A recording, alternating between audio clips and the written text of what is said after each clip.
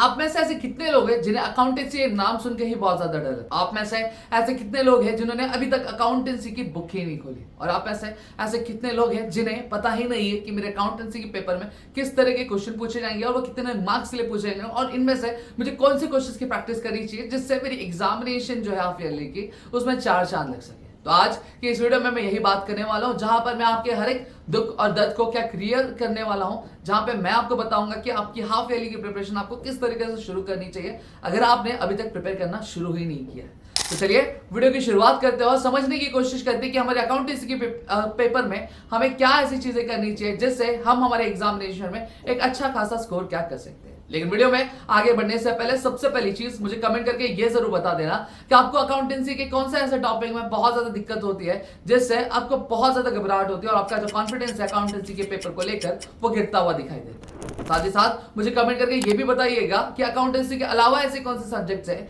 जिनमें आपको दिक्कत आती, ताकि मैं आपकी मदद कर सकूं और आपकी प्रिपरेशन में मैं 4 चांद डाल सकूं। तो चलिए वीडियो की शुरुआत करते हैं और समझने की कोशिश करते हैं हमारे अकाउंटेंसी के पेपर के बारे में कि हमारे अकाउंटेंसी के पेपर की प्रिपरेशन हमें किस तरीके से करनी चाहिए। तो सबसे पहली चीज, जब कभी भी हम किसी भी एग्जामिनेशन की प्रिपेयर करते हैं तो प्रिपरेशन करने से पहले हमें यह चीज समझना जरूरी हो जाता है कि हमारे एग्जामिनेशन में हमें क्वेश्चन किस तरीके के आएंगे और कौन से चैप्टर से क्वेश्चन क्या पूछे जाने वाले हैं और कितने मार्क्स के लिए क्या पूछे जाने वाले हैं। तो सबसे पहली चीज मैं आपका हाफ ईयरली के पेपर के बारे में थोड़ा बता देना चाहता हूं। जो हाफ ईयरली का जो पेपर होता है वो आपका 50 मार्क्स का बनता है, जिनमें आपको 2.5 आवर्स का अलॉट होते हैं आपको पूरा पेपर सॉल्व करने के लिए। जिनमें अगर मैं बात करूं, क्वेश्चन नंबर 1 होता है जो आपका 16 मार्क्स का दिया जाता है, जो कंप्लीटली आपके ऑब्जेक्टिव बेस्ड होते हैं, जब आपको filling the blanks, MCQ, find the odd man out, आपको एग्री डिसएग्री जैसे क्वेश्चंस क्या पूछे जाते हैं। वहीं अगर मैं बात करूं 12 मार्क्स का आपका फाइनल अकाउंट्स का क्वेश्चन बनता है जो आपके चैप्टर 1 से क्वेश्चन पूछा जाता है। वहीं 12 मार्क्स का अगेन आपका जो क्वेश्चन आता है एनपीओ का क्वेश्चन आता है। अब जब मैंने बात की फाइनल अकाउंट्स और एनपीओ की, ये ऐसे क्वेश्चंस होने वाले जो आपको कंपलसरीली अटेंड करना ही कर पड़ेगा, आप उसको ऑप्शन में छोड़ नहीं सकते। वहीं आपके आगे के क्वेश्चन की अगर बात करूं तो जो 10 मार्क्स के लिए पूछा जाने वाला है, जिसमें आपको ऑप्शन मिल जाएगा, जी हाँ, जहां पे आपको एडमिशन या फिर रिटायरमेंट दोनों में से कोई भी एक आपको अटेंड करने रहेंगे 10 मार्क्स के लिए। अब यहां पे मैं आपको बता देना चाहता हूं, ये जो पेपर पैटर्न मैं आपको बता रहा हूं, ये पेपर पैटर्न आपके महाराष्ट्र बोर्ड द्वारा रिलीज किया हुआ हाफ ईयरली के लिए पेपर पैटर्न है। हाँ, ये आपके school wise college wise change होता हुआ दिखाई दे सकता है, क्योंकि जो पूरा आपका हाफ ईयरली का एग्जामिनेशन होता है वो टीचर पर डिपेंड करता है। तो आपको कैसे पता चलेगा कि आपकी कॉलेज का पेपर पैटर्न क्या है? आपको उसके लिए कुछ नहीं करना है, आपको आपकी कॉलेज की लाइब्रेरी में विजिट करना है, वहां पे आपकी टीचर से जो लाइब्रेरियन होंगी उनसे बात करवा देनी है और आपको जो है पिछले साल के जो पेपर्स हुए हाफ ईयरली के वो आपको ले लेने हैं, जिससे आपको ये चीज क्लियर हो जाएगी कि आपके एग्जामिनेशन में आपको क्वेश्चन किस तरीके के पूछे जाएंगे, कौन से क्वेश्चन में ऑप्शन रहेगा और कौन से क्वेश्चन में ऑप्शन नहीं रहेगा, ये चीज आपको क्लियर हो जाएगी। अब जैसे मैंने स्टैंडर्ड पेपर पैटर्न की बात की है, तो अब इस पेपर पैटर्न के हिसाब से मुझे प्रिपरेशन किस तरीके से करनी है।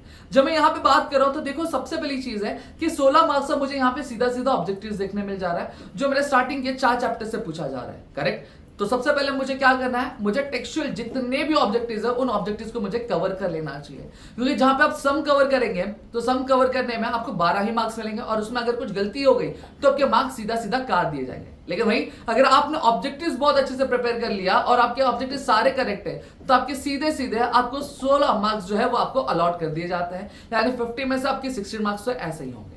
अब सबसे पहले जो चैप्टर की मैं शुरुआत करने बोलूंगा वो मैं आपको फाइनल अकाउंट्स की बोलूंगा। अब फाइनल अकाउंट्स में सबसे पहले मैं ये सजेस्ट करूंगा कि आपको पोस्टिंग पे ध्यान देना चाहिए।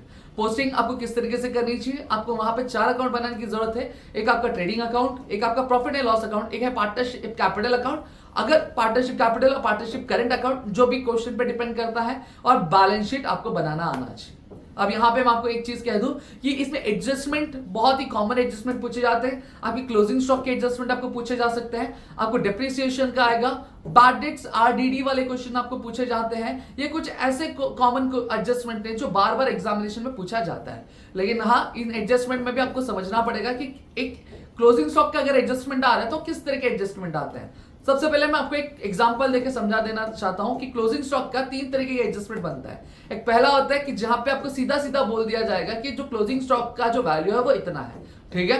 वहीं दूसरे टाइप का जो क्वेश्चन वो यह बनता है कि कि जहां पे आपको ये बोला जाएगा कि जो क्लोजिंग स्टॉक की जो वैल्यू है, जो मार्केट वैल्यू है वो ये प्राइस की है, और वही जो आपकी कॉस्ट प्राइस यानी जो बुक वैल्यू है आपकी वो इतनी है। फॉर एग्जाम्पल मान लेते हैं क्लोजिंग स्टॉक की जो मार्केट वैल्यू है वो 40,000 है और वही जो बुक वैल्यू है वो 20,000 है। तो इनमें से आपको कौन सा लिखना अमाउंट है, आपको कम वाला अमाउंट है, तो यहाँ पे कम वाला अमाउंट कौन सा आपका बुक वैल्यू हो जाता है, तो आपको वो लिखना होता है। तो आपको ये चीज समझना पड़ेगा कि मुझे एक पर्टिकुलर एडजस्टमेंट किस तरीके से पूछा जाता है। फिर वहीं पे आपको ये भी दिया जाएगा, ठीक है, जहां पे आपको क्लोजिंग स्टॉक कैलकुलेट करने के लिए भी बोला जा सकता है। तो ये 3 टाइप के एडजस्टमेंट आपको क्या पूछे जाते हैं आपकी बोर्ड एग्जामिनेशन में, तो यही 3 टाइप के एडजस्टमेंट बनेंगे आपके क्लोजिंग स्टॉक के, इसके अलावा कोई भी एडजस्टमेंट बनने वाला नहीं है। ये आपके बन गए फाइनल अकाउंट्स की बात। अब वही फाइनल अकाउंट्स मैंने पहले कभी इसलिए बोला क्योंकि कहीं ना कहीं जो एनपीओ भी है उससे रिलेटेड ही है।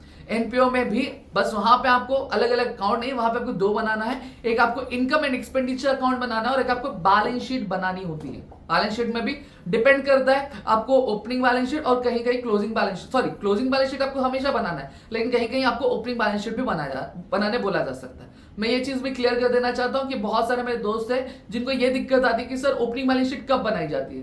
देखो, जब कभी भी आपके क्वेश्चन में अगर कैपिटल फंड नहीं दिया हुआ है तो वहां पे आपको ओपनिंग बैलेंस शीट बनानी है। हाँ, लेकिन यहां पे आपके टेक्स्ट बुक में एक क्वेश्चन ऐसा भी है जहां पे आपको कैपिटल फंड नहीं दिया है लेकिन वहां पे हम ओपनिंग बैलेंस शीट नहीं बनाए। रीजन क्या है? क्योंकि रीजन यह है कि ओपनिंग बैलेंस शीट में जो अमाउंट्स आने वाले वो अमाउंट्स भी आपको डिराइव नहीं किए गए। अगर वो डिराइव नहीं है तो आपको सिर्फ क्लोजिंग बैलेंस शीट बना के ही आपको सम क्या फॉरवर्ड करना।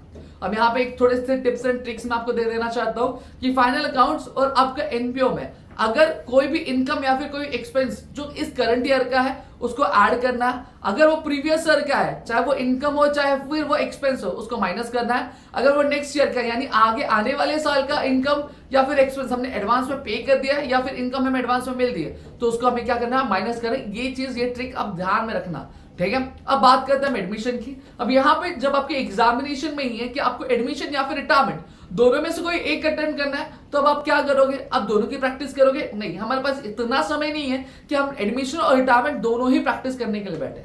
तो इस कंडीशन में मैं क्या कहूंगा, मैं ये कहूंगा या तो आप एडमिशन प्रैक्टिस करिए बहुत अच्छे से या फिर रिटायरमेंट बहुत अच्छे से करिए, क्योंकि एग्जामिनेशन में आप अटेंड क्या करने वाले हैं, आप कोई भी एक ही करने वाले हो।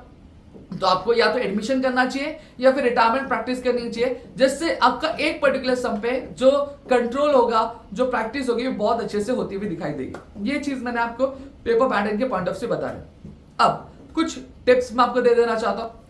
टिप्स ये कि जब कभी भी आप क्या करें, कैलकुलेशन करें, जब अकाउंटेंसी में जब आप अमाउंट प्लेस करें तो आप हमेशा ध्यान रखिए कि यूनिट्स के नीचे यूनिट्स, टेंस की जगह पे टेंस, हंड्रेड्स के नीचे हंड्रेड्स, थाउजेंड्स के नीचे थाउजेंड, 10,000 के नीचे लाख, से नीचे लाख। इससे क्या होगा कि जब हम बैलेंस शीट टैली करते हैं या फिर हम जब ट्रेडिंग अकाउंट या फिर पीएनएल का जब अमाउंट नेट प्रॉफिट या फिर ग्रॉस प्रॉफिट करने के लिए निकालते हैं तो हम क्या करते हैं, पीछे लिखते हैं। इससे नहीं हो, जब आप डिजिट के नीचे डिजिट लिखोगे, यूनिट्स के नीचे यूनिट्स लिखोगे तो आपके लिए कैलकुलेशन करना, टोटल करना बहुत ज्यादा ईजी बन जाता है। दूसरी चीज मैं ये कहूंगा कि बहुत सारे मेरे ऐसे दोस्त हैं जो ये कहते हैं कि accountancy is all about theories, all about practical sum, but ऐसा नहीं है। आपका पेपर पैटर्न आप देखेंगे तो वो भी आपका क्या है, उसमें 16 मार्क्स आपका सीधा सीधा आपको थियरी दिखने मिलता है। अगर आप थियरी भी अच्छे से कर लेते हो और आपको पोस्टिंग बहुत अच्छे से आती है तो आप इतना तो है कि आप पासिंग मार्क्स तक तो आराम से निकाल सकते हैं आपके book keeping and accountancy subject को लेकर।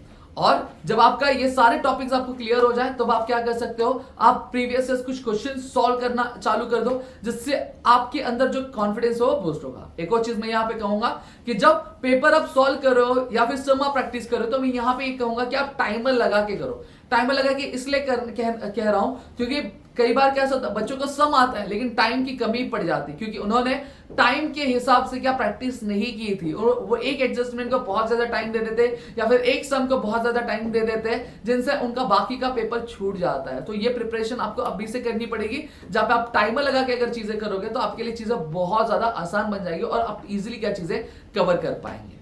ठीक है, तो मेरे ख्याल से आपको ये पूरी चीज समझ में आ गई। अगर आप चाहते हो कि मैं आपके लिए सीरीज चालू करूं जहां पे मैं फाइनल अकाउंट्स के वन शॉट, एनपीओ के वन शॉट, एडमिशन रिटायरमेंट के वन शॉट आपके लिए लेकर आऊं, तो प्लीज मुझे कमेंट सेक्शन में कमेंट करके जरूर बता देना। अगर आपने ये जो टारगेट कमेंट है 200 का अगर ये पूरा कर दिया और जो लाइक्स 100 लाइक्स अगर पूरा कर दिया तो मैं आपके लिए चीजें लेकर हाजिर हो जाऊंगा। तो मिलते हैं हमारे अगले वीडियो में, तब तक के लिए घर पे रहो, सुरक्षित, अपना ध्यान रखना दोस्तों। जय हिंद दोस्तों।